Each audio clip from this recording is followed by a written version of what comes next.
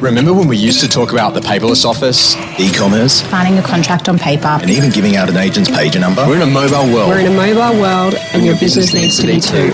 It's a digital world. Workflow is changing, and so too are our experiences. There are over 350 proptech players right now Competing for the space. How do you keep up with it all? And what's next? Welcome to Founders, A new podcast with Josh Phegan On the future of workflow in real estate.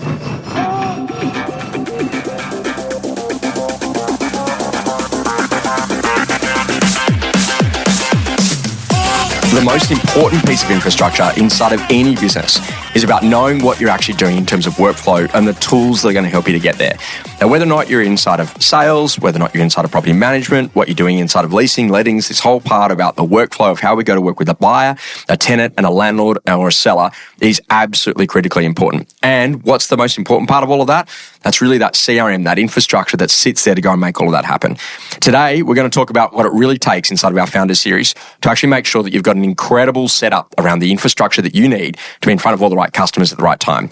And we've got David Bliss joining us from Reapit. David, awesome to have you here. Excited to be here, mate. So we've known each other for a long period of time. Absolutely. And over that time, we've seen lots of evolution inside of this space. And one of the key things that you've done really, really well is that you were really known for the sales environment. And that was the big thing inside of Australia. You guys have been working inside of the UK for many years. Yep. And then all of a sudden, when coming to that Australian environment, you worked out about how Australian and New Zealanders actually go to work with CRMs. And we're a bit of a different beast over here in the way we go to do work, right? Yeah, absolutely. The Australian market, as everyone knows, is pretty unique within the world. The vendor paid advertising has a big component of that. The emotional way that people buy properties is incredibly different. So here more than ever, in any part of the world, the relationships that people have to forge and continue to build and trust upon is really, really important. And also too that I think that there's a big conversation. This is a real performance-based component where you're definitely getting paid a much larger component in terms of commission in Australia than what you do in the UK. And when you came here, all of a sudden, you started to realise that we have to be really good at this. And I think that Reapit have been with us on the whole journey inside of the sales. And the exciting part is that then the movement into sort of property management and then really moving towards this idea of a four-dimensional customer. And we thought, I think we spoke about that, close to a decade ago about, how do we know who's a buyer and who's a tenant and who's a landlord and who's a seller?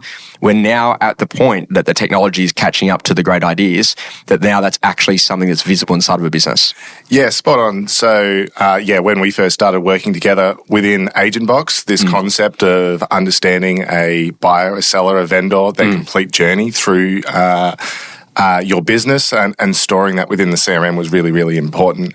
And AgentBox did a really, really great job of that. But as additional products came through, amazing products like Inspect Real Estate came out, and they did great for the leasing and lettings part of the journey. And as a result, some of that data which used to be held within the CRM is now being held within those individual tools, and that's starting to fragment the data. And not only that, you've then got all of the investment data, the landlord data sitting within your PM system. So as much as the CRM and AgentBox did great at bringing all that together, there was still an element of fragmentation with it. So everyone would have seen now that we've gone through a consolidation within tech, and over the past couple of years, Reapit's been really strategic within the Australian market to purchase AgentBox, AgentPoint, Console, Inspect Real Estate, and we've got a great new payments tool coming as well. So over the last couple of years, we've been meshing all of those together to now be one platform. So the technology, as you say, has caught up where now we actually have all of those amazing tools all together into one particular platform that you can log into once, that you can have a data layer over the top so you can see where all of that information is. So it was last March when we launched the Golden Profile. And that brings the individual profile from each one of those systems together so you can actually now go in and say, well, who actually is my most valuable client? I think it might be this person, but this person's actually sold 5 times with us and has 3 property managements. Seeing all that together is starting to then be able to inform how you choose to see your client base and how those people come together as a holistic profile for you to be able to service. And it's super exciting because this is not just a conversation of a bit of a bolt-on. This is a real designing to actually rebuild the platform from the ground up about what we're doing to be best in market and best in breed inside of sales, inside of property management, inside of the leasing and lettings component, and to then make sure that now we've actually got an incredible workflow for all of those teams so that when someone's actually working with someone, you can see those other components. And if you start to think about that, we used to call it like having a look at who are our biggest customers based on spend and here are our biggest customers based on volume of transactions. Now, as a landlord, I might not do big transactions, but I do a lot of them. So I've been a landlord for, 22 years. And if I've done, I've had those properties managed over that period, that's at least 2,200 transactions that I've actually done at $150 a month or whatever it is. So I've actually done lots and lots of transactions and I'm really loyal. Do you actually know that and then know how to go to reward me and have a proper conversation around me? And by the way, where is my principal place of residence? And should someone in either the BDM team or the property management team or the sales team or the business owner be talking to me about, what my principal place of residence is worth? And if they're there, should they also be having a conversation about if I want to grow my investment portfolio? Do I want to buy another investment property? And how do we actually then go to say, well, hang on a second, that person's also a buyer, as well as being someone who could be a buyer who wants to be an investor and a landlord again. And now the technology's actually got the capability to go to do that. What's incredible is I think that, all of us are probably getting a little bit tired or exhausted with everyone saying that AI is coming to product, but AI is actually being deeply invested in the layer in what's actually happening inside of Reapit. Can you tell us a bit about it? Because you're going to use some big words that I might not understand, so I'm going to need you to help me a little bit about. But we talk about an AI layer. Let's talk about how that actually works. And because not all AI is AI, and like what we've seen is a lot of businesses have tried to charge extra for it. And what they've actually had to do is actually roll it back into the product because they had to keep up with what was actually going on with consumer expectations in other sectors and other verticals to make sure they get it right. Yeah, and I think a really great place to start with that is there's some of the concepts you spoke about then in regards to value of a client, their journey, what they could possibly do is a really kind of brain-exploding kind of concept, right? Yes. And that's almost impossible to do now at the moment when you have separate systems. So the first thing is, yes, we need to bring all of that data together into one platform. You need to be able to log into that, really importantly, for one place. It doesn't help if you've got a security risk because you've got 12 different logins to a system. They should all look the same. So everyone would have seen the announcement recently that, the Agent Box brand, the console, the Inspect Real Estate brand has now been put to the side and it's now Reapit Sales, Reapit PM and Reapit Lettings. And we've done that very strategically because everyone also would have seen the UI changes within the system. So the best way to think about this is most of the clients listening to this would be on Google or Microsoft, and you log into one platform and you have a series of apps, whether that be Word, PowerPoint, spreadsheets, and they work together. You can have cross-functional workflows between them. You've got a nice secure layer with two-factor authentication, so you're not at risk. And most importantly, you're also doing it at a much cheaper price, though. You don't pay for all those products individually. You bundle them all together. So the first step that we had to do was make sure that people had efficient, effective access to all of these various platforms. So that was step number one. Over the top of that, we spoke about a security, or what I like to call a trust layer. The biggest problem with AI, is that tools like ChatGPT are incredible, but you don't want to put confidential client information into that. You don't want to put confidential business information into that. So if you look at some of the global businesses that are doing this really well, companies like Salesforce and stuff, there is a layer between your data and the customer's data and their AI engine, which they call a trust layer. And that's making sure that everything that you're doing is housed within your environment. And when we do need to pull on external resources, that we're not then exposing your data. So when you think about Reapit, we've got all the products, and sitting above that, there is a trust layer, which is a security layer, a single sign-on layer. There is a data layer, so we have a data lake, which brings it all together, and that's what gives us our golden profile. And then that powers our AI layer as well. So it's important to talk about the different types of AI. Yeah. Because we're all used to generative AI. Generative AI. Help me with my spelling and maybe help me with a heading on a property title. That's great. And I'm going to preface this, which I'm very much a humanist. We work in an industry where relationships are incredibly important. Trust is incredibly important. So I'm not a big believer in just getting every email and putting it into ChatGPT and crafting this perfectly...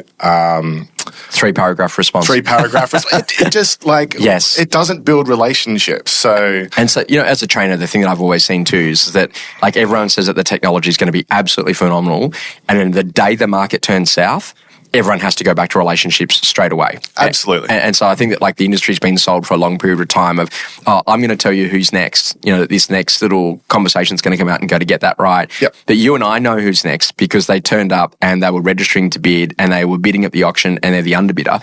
So they've got their finance approved. They want to spend up to $2 million on a 3-bedroom house in the local area.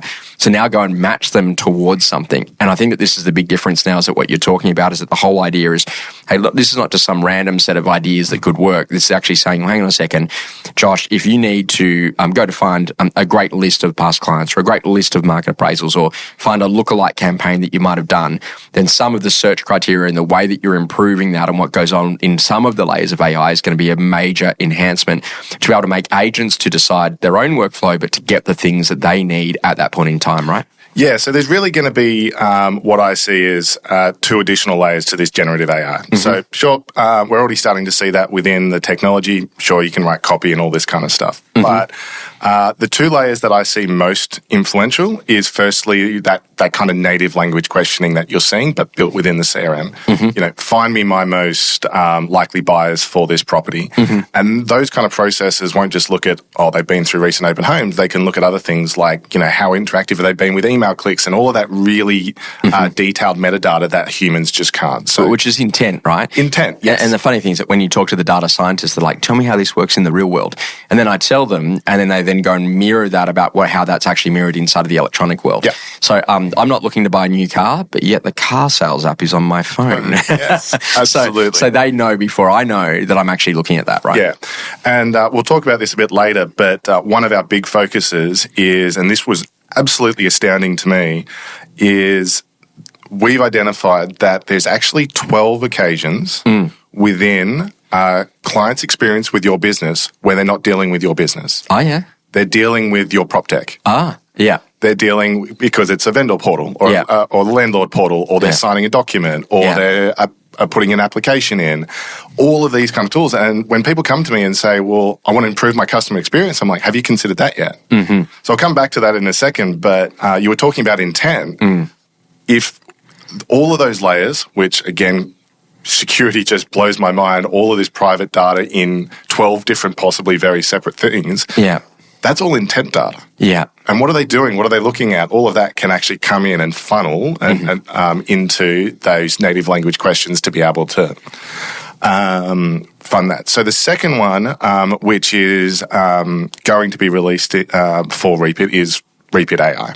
So we've got this AI layer, and there is a term that freaks all agents out because it's called agentic AI or AI agents. And as soon as people hear agents, they're like, oh no, I'm going to lose my job. And it's just a general term because these are essentially autonomous workflows that can continue to learn. So they can do really specific jobs for you. Really specific jobs. Yeah. And, there's, in the PM space, going to be revolutionary because they're very process driven. So the ability, if you think about maintenance, is that someone comes in with a complaint, an AI agent can go and find the 5 bathtubs that they need to quote on. They need to send that to the landlord for approval. Once it is approved, they need to bring up a work order, and it'll process all of that, but it will continually learn and adapt. So if it finds something that's a little bit different or there's a change of workflow, it'll learn from that and apply it to the next one. If we bring that to the sales side of the business, it can be really simple things like if at the end of every appraisal, you go back to the office and send a text message, the systems will be like, hey, do you want me to automate this for you? Yeah, sure. Yeah, sure.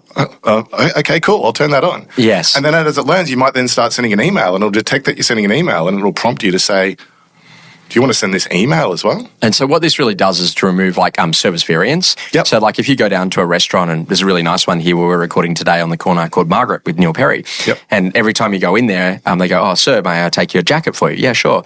"And would you like the Antipodes or would you like the San Pellegrino sparkling water today?" And now there's a choice of sparkling water. You know that's going to be an expensive lunch or an expensive dinner. Totally. But they've really set the benchmark. Whereas you go into other locations, you're like, "Oh, can I get some water?" "Yeah, sure, mate. Taps in the corner." There's no problem with that. No. It's a different cafe experience. It's maybe $10 or $15, not $100 or $200. But the basic idea is that what I've always said is a customer experience that's not mapped can't actually be replicated. And so therefore, from that point of view, what we're now looking at is about mapping consumer experiences, because everything that you do leading up to the point where you go to win the listing, or everything that you do from the listing leading up to the point where you get an offer, makes a massive difference from that vendor or that potential seller about whether or not they're going to use you and what fee they might charge or what fee they might actually pay. So then you're actually seeing as being really good value. And so we do this little thing at the moment where we say, "Okay, great, I'm going to go out to David's house, I'm going to go and list it. What's actually going to happen?" So first of all, we're going to have the phone call. Once the phone call's gone, I then expect that there's going to be a trigger email. That trigger email is going to be a welcome email and say, "Hey, look, this is who we are, this is what we do, this is how we help." And then also going to send a calendar invite, so that way I'm blocking an hour out in his calendar. And then also going to trigger an SMS, which is going to be a very simple survey that he can fill out. It'll give me a little bit more detail about him and his situation before I actually get there. And, this is interesting because then once I actually get into the living room, now I've got the survey filled out, he's got the calendar invite, he's received all that, he's got all these customer experiences leading up to this point. Not only does it deliver a high level of professionalism, but now that I know that he's got a job relocation, he's moving to Noosa, I've been able to have some conversations that these are the best agents you could think about in Noosa. Here are some other properties you could go buy a lease up there. How much you're looking to spend up there. This then gives me an idea on how much you need to sell yours for. So all of those things that I've been doing manually, which has required heaps of extra lifting, and also to inconsistencies, because I do it on maybe 6 out of 10 presentations, but I forget on the other 4, or, geez, we didn't get that done. You can now start to have these AI agents to be able to do that workflow for you. Yeah, absolutely. And we're already starting to see this in non-real estate sales processes. So AI agents are sitting there listening to your video calls, your Teams, your Zoom, and you'll be in that and you'll say, "Hey, no dramas, let's agree to book in a meeting at 2 p.m. next Wednesday," and the system will just pick that up and book it in for you. So when we talk about consistency, it's not like then I'm forgetting about it because I finish the meeting and move on, and then 3 days later I remember to send that through. That's being delivered straight away. And I'm a big fan of what you're saying there, and in that, consistency creates value. If you go to restaurants are a great example of it, right? The cost to be able to deliver that experience and pay attention to all of those really fine details is actually really, really expensive and often requires a lot of people. And we were at ARIC at the start of the year, and Woogadara was talking about this, and it was amazing how we'd been able to process all of that. But due to the cost of having to be able to create those really consistent workflows, that's often been a blocker in the past, whereas AI agents will be able to allow you to do that much, much more consistently. Man, I can't wait to get in. I've got to go and do this on my dad's account because he's inside of Reapit sales. So I've got to make that happen, about like really thinking about the standardization of the customer service. For a lot of people, it's about getting back to basics inside of CRMs now. And what you've seen is like dirty data, a lack of conversation, everyone else telling you who to go and call. Whereas one of the biggest things that we were lucky to be involved with at the time, but was an important tool, was about Prospector. And that's about like the visualization of that data. So where do your landlords live? Where are the investment properties you're currently managing? Where do your past clients live? Where are your past market appraisals? So you can go and see all of that. How much do people use that as a tool? Is that like a really important for people to start to think differently? Because if you want to build a great relationship, you've got to be highly relevant. I don't know what could be more relevant than telling you about a new property that's come up in your street that literally could be similar to yours, or one that's come up around the corner that you could upgrade into, or one that literally a landlord should know about, because if they own one in the block, then maybe they should actually know about that and maybe buy another one in the block. This sort of stuff that literally has allowed people to be on stage, and watch me and go, yeah, I need to do that. Now the technology is catching up to making that happen. Yeah, I agree. And I'm definitely guilty of this particular instance myself. I go to the training, I'm really excited. I'm like, I should definitely do that. And then I get back and then I'm like, oh shit, how do I apply that in my So was it me or was it you? No, it was never you. It was always me. Kidding. The training's great. I want to apply it, but I've got to go back and actually implement it. Yeah. And often some of the blockers to that have been the systems to be able to implement it. So, yeah. And Australia, like if you have a look at real estate's been a bit of a cottage industry, but now in a position that the technology layers are really catching up to this. Founders is brought to you by Josh Phegan Digital. You know, when we were setting out to go and create Josh Phegan Digital, we just had this whole idea that we wanted training to be on demand. You know, and everything in our life is on demand. We just press play inside of the Netflix app. We press play on YouTube, play on Spotify. Why couldn't we just press play on training? And what we decided is we want to be like super relevant to real estate agents so that in under a couple of minutes each day, if you wanted to, you could upskill and you could grow in new ways. And so we decided that we were going to release this thing that we called The Edit, which is basically the latest in property news stories that's happening every week right the way around the country. So you could be incredibly sharp in your conversations with sellers. And then we built out the short courses, which was all about rapidly building skills, you know, whether or not it's about learning how to get better fees or to put on an assistant. And then we actually wanted to give you access to blueprints so you didn't have to wait for it every year. You could just watch it whenever you wanted and actually go from zero to hero around everything that it takes, from goal setting, self and energy management, what you're doing around prospecting, listing, negotiation, and actually just have a system for the way that you work. Together with, you know, getting really inspired by some of the best people in the industry with the black and white interviews. Josh Phegan Digital is available on iOS and also on Android. It's an incredible app and it gives you everything that you'll need to be a much better agent. It's time to switch on. Prospect is amazing, right? For someone to be able to go and see and visualize that data. yeah, if it's there and it's clear, it needs to be easy. And if I'm coming out of one of your sessions and saying, hey, I need to go and call these people. This is what Josh is telling me to do. Yeah. How can we make that as easy as possible? It can't be any easier than literally typing in that address into Prospector and saying, great, I've got 200 properties within a 300-metre radius that I can now pick up the phone and say, hey, did you happen to know that this property is on the market, is coming to auction, is about to sell? And make those conversations really, really easy. And, this is interesting because, sitting inside of any business when someone says, hey, Josh, I'm a salesperson, I'm going to go and join this business. What do you think? And I'm like, well, so, what are some advantages into going into that business? And they're like, well, what do you think? And I'm like, well, are there any agents that might have retired that have left behind some past market appraisals? Are there any past clients that are no longer being served? Are there any current landlords who actually physically own a property inside of your particular patch? Are there any archive landlords that maybe have sold their investment property, moved back in, or unfortunately maybe taken their management elsewhere, but yet actually own a home inside of the expensive streets that you want to get into? And this is a really important foundational idea that, when I'm setting strategy with anyone, I think, as in a sales environment, is it average sale price, is it volume, or is it fee? Lead source determines a lot of success on fee, as does a whole range of other components around what you're doing with customer experience that the age and AIs are going to be able to help you with. And then the next component after that is then think, if you're going to step up on volume of transactions, then how do we understand the average sale price and the low end of your marketplace? And if you want to go and literally increase the sales value, then why don't you go and prospect where the expensive streets are? And I know that sounds like, sometimes I say things and they're like, oh, that sounds so easy. But yet when people actually come back inside a prospector, hey, can you put that little grid around and say, hey, these are the expensive streets where we want to try to build data, or we want to try to build relationships, or we want to know what relationships we've already got there to leverage them so that then I can move my average sale price from $800,000 to $1 million. And it doesn't sound like a lot, but that's actually a 25% improvement in my income this year if I can manage to be able to lift that average sale price up. So now what we're actually doing is we're getting strategy and we're actually applying it in the world where we can actually do the right searches around the data and the information. And really, I think that's the big power of what AI is going to be able to help you a lot to do is better quality native search. And then the secondary part is that then to streamline that workflow. Well, let me give you a really good example, right? So there's always buyer trends and movements. People are moving from this suburb to that suburb, right? And most agents will have an inclination of to what that's being, but it'd be very easy with AI to be like, okay, of this suburb, within my database, where have most of these buyers come from? Okay, great.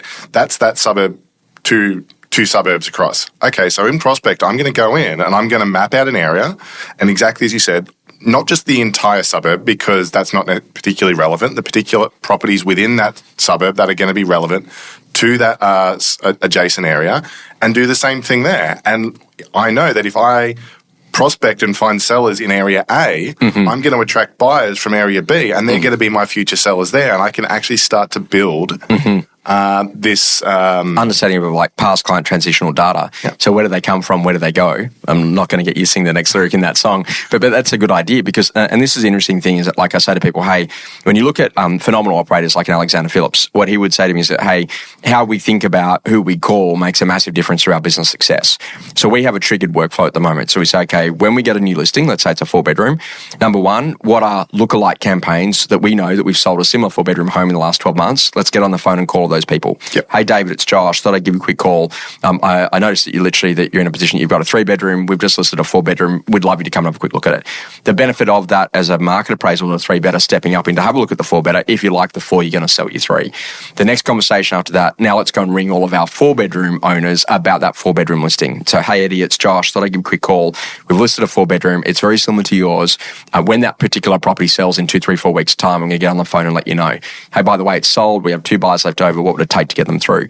And then what we're then going to do is go to lookalike campaigns where we go, okay, we know that Olivia, for example, that she was in a position that she walked through Jones Street, and if she walked through Jones Street, she should definitely come and see West Street. So, hey, Olivia, it's Josh. I noticed that you inquired on a property with us recently. Did you still have an appetite to buy? We're in a position right now. We've just listed a fantastic place in Olive Street. I'd love you to come and have a quick look at it. What would it take? And so, like, all of that workflow that you're then driving, and then starting to think about, hey, the email's gone out, who clicked and who opened, and then the next conversation, how do we go to call those people? And then how does that then relate to the people that actually turned up to the open for inspection? Then how does that then relate to, hang on a second, did any of our landlords turn up? And if they were trying to buy that as an investment property, does that mean they're trying to grow their portfolio? And if they then win that at auction, does our property management team then know to ring them to say, hey, congratulations on purchasing it? You know, what would it take for us to now start to have the opportunity to A, manage it for you, and B, get you a tenant? This is now where the data and the intel's actually coming together to streamline workflows. Yeah, there's a lot to unpack from that. Was that too much? No, there was so many things that we can help with there, because the advice that I give to every agent that's listening to this, and I've had the fortunate ability over the last 10 years working within Agent Box and Reapit that I've met a lot of agents. And the one consistent thing that all really, really good agents do is they do have that level of organisation within their data. And they've set that up and they diligently work through it. So any of those people might have started from a really strong marketing background and they were doing lots of TikTok videos or Facebook or however they built their kind of their success.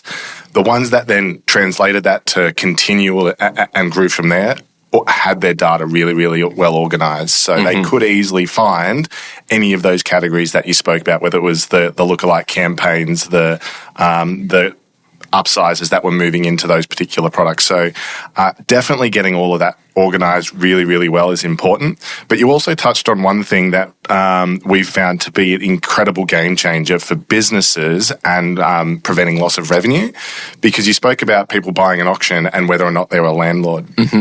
And everyone knows how frustrating it is when properties are either listed or sold that are within your rent roll and or not going into your rent roll. So one of the things that we've built, and I can't remember the stat off the top of my head, it was in like the first 3 months we turned this feature on, it was like $1 billion worth of revenue that we uncovered between them. And it was as simple as, when a property sells, is this person an investor? Yes. Tick. That creates an opportunity within our PM products for the BDM to go out and then go list that as a new management. Equally, on the other way, if people are thinking about selling, and I know none of your businesses would do this, they'd have a really shit-hot process for this. I'm hoping so. They do. But if any reason they don't, there is a button within the landlord portal where I'm thinking of selling. Bang, that goes directly into Reapit sales, so there is an opportunity there. And just removing that barrier where it does require someone to pick up the phone or someone to walk across the offices and say, hey, I did remember to ask this question to this particular client and that I can pass this on, that's all now being removed. So creating those efficiencies between those systems have been really, really powerful to help businesses grow and prevent that churn of revenue. And you start thinking about this like one unified customer experience, like even things like custom fields that are now coming in. And so like literally, so you can, search based on those custom fields, and you can actually create things that are important to the way that you want to do your part of the business process. So the core is like always 90% the same. But if you want that 10% variation of different icing or the way that you want to go to serve your customer, then you actually can go to do that now. And I think this is the foundational piece, is that when I look at it, the biggest issue that we've always had is that literally, can we actually get ourselves in a position that we've got all of that data there? You see lots of databases.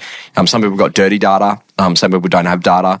When I talk about that appraisal search, people are like, oh, I don't put my appraisals in the system. I don't put my bed bath car against my appraisals. To be honest, I don't know. I don't put the forwarding address of where my past clients moved to.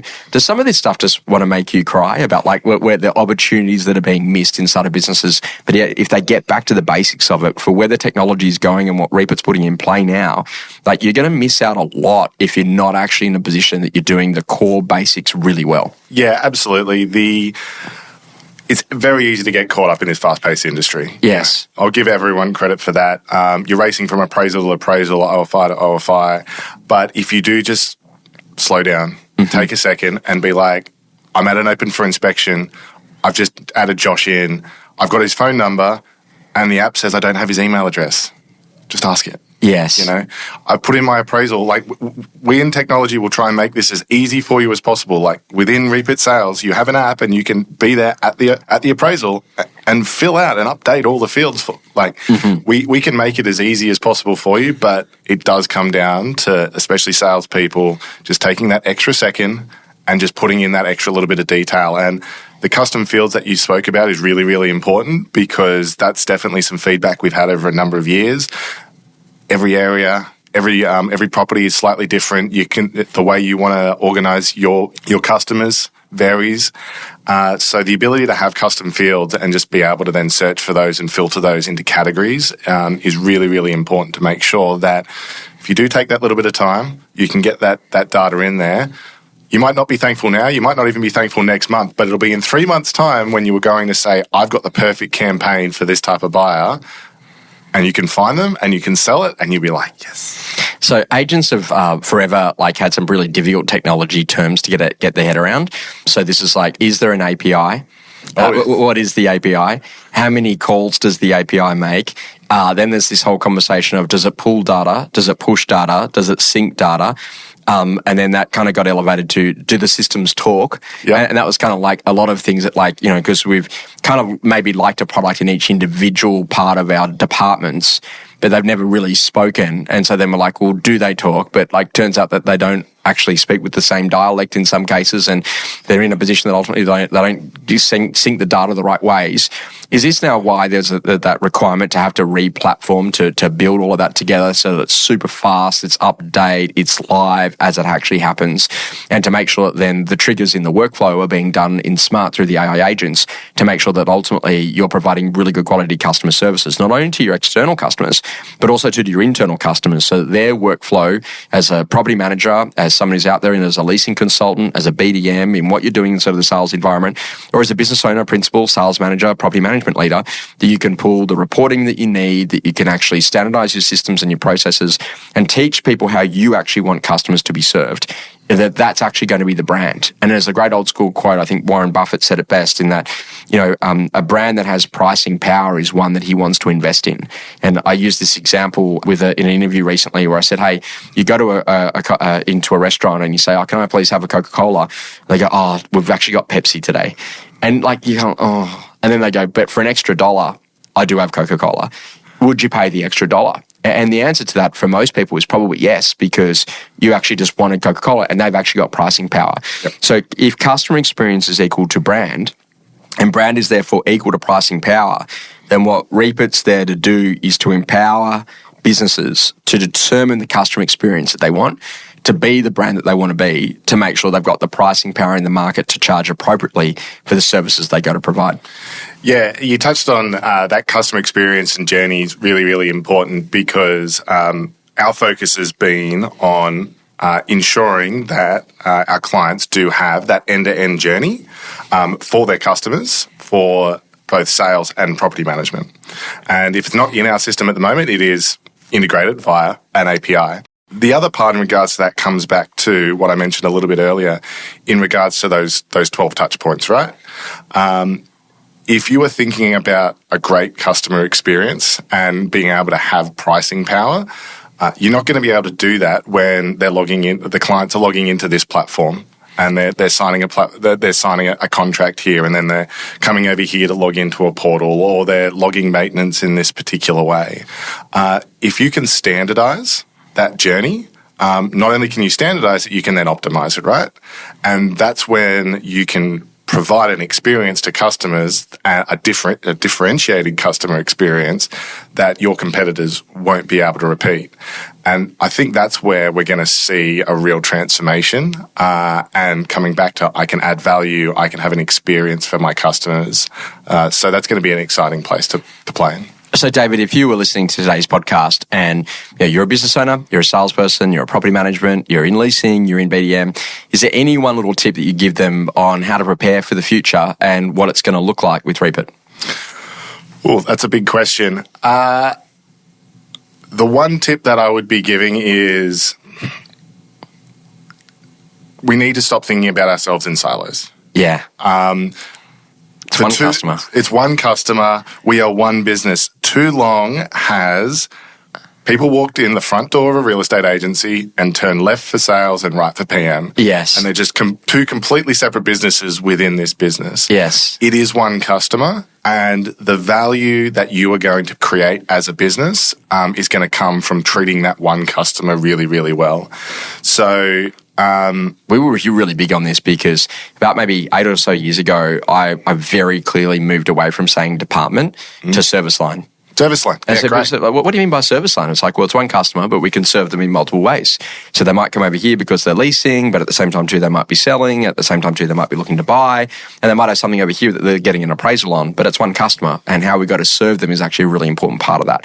And so if you can move and evolve your thinking from thinking departmentalization and the risk that someone might actually talk to an existing customer and starting to think about that service lines got to serve people in really powerful ways, and that you've still got data and integrity layers and permission layers that you can actually, make sure that certain information is sectioned off as it should be, then that's actually a really important part though. But you know what? When you see Josh and he walks through that open home, isn't it great to know that he also owns the apartment next door? And so that's why he might have an interest to bid more on auction day rather than actually having all these different silos and different systems. It's amazing to go and see what you're doing at Reapit. Congratulations on that decision to go all in, not only on the replatforming, but most importantly to say, hey, how do we become the best in industry on sales?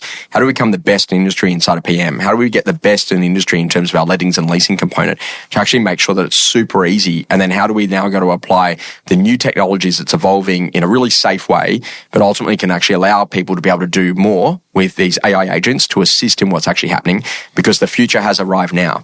If someone wanted to get some more information about Reapit, if they want to have a conversation about either how they use it better or what they can do to maybe bring their PM business across, or if they're in a conversation where they're saying, hey, we're already really hardly baked into some other providers out there in marketplace, what does a transition plan look like? Who would they reach out to, and what sort of conversations could they have? Yeah, So there's a real huge amount of information on our website for this. So if you just want to read some articles, there's some blogs.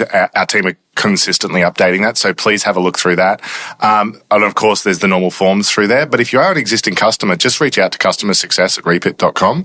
They will put you through to one of our accounts team, our account managers, who can come out, have a chat to you, understand your business and say, great, you're with Agent Box.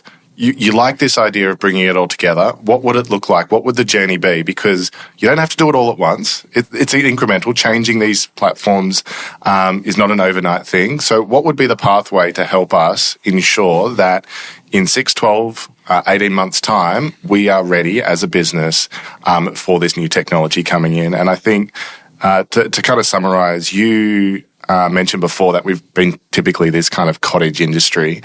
But what we are seeing is that the businesses, and, you do this great podcast with Con, he's, really evident of this. He really focuses on the data, understands the processes, and they are becoming, very mature businesses in how they operate, how they look at their revenue lines, their service lines, how they're utilizing their data.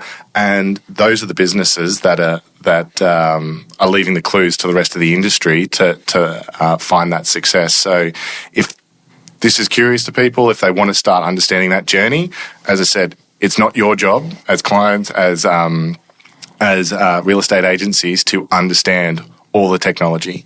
That's our job. Inquire to us. We'll come out, we'll have a chat to you, and we'll understand your particular scenario and take you through that journey. David, it's been awesome to spend some time with you. Thanks so much for everything that you guys do in terms of your event partnership with us at Blueprint, but also too more broadly, all the amazing things that are actually, I'm seeing some of my dreams actually now come to fruition in terms of what's actually happening across this workflow layer, and also too about literally finally bringing all of these service lines together to provide better quality customer experiences for residential, commercial, all sorts of different people that are inside of the real estate environment, to actually say, hey, here's actually something now that can actually go and do all of those things that we need you to do to become much better at what you do in being a real estate agent.